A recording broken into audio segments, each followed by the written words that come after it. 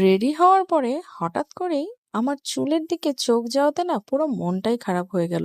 একদম রুক্ষ শুষ্ক লাগছিল, তাই দেরি না করে চলে গেলাম রন বিউটিস মেকওভার সেলুনে। আর এই সেলুনে আমার এর আগেও অনেক ট্রিটমেন্ট নেওয়া হয়েছে, এটা আমার খুবই পছন্দের একটা সেলুন, তাই দেরি না করে আমি আমার ট্রিটমেন্টটা চুজ করে নিলাম। আর তারাও না খুব দ্রুত আমার প্রসেসটা স্টার্ট করে দিল, কারণ যেহেতু ট্রিটমেন্টে একটু সময় লাগে আর আমি যেহেতু একটু লেটে পৌঁছিয়েছিলাম, তাই তারা একেবারেই দেরি করেনি। আর প্রত্যেকটা স্টাফই ছিল অনেক কোঅপারেটিভ, আর তাদের হ্যান্ডওয়ার্ক ছিল জাস্ট অসাম। আর কেন বলছি, তোমরা আমার ফাইনাল রেজাল্টটা দেখলেই বলতে পারবে।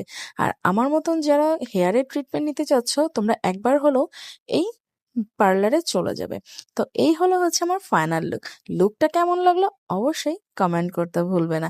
আর কারা কারা এই স্যালনে সার্ভিস নিয়েছো কমেন্ট করতেও ভুলবে না। Till then, tata, bye by.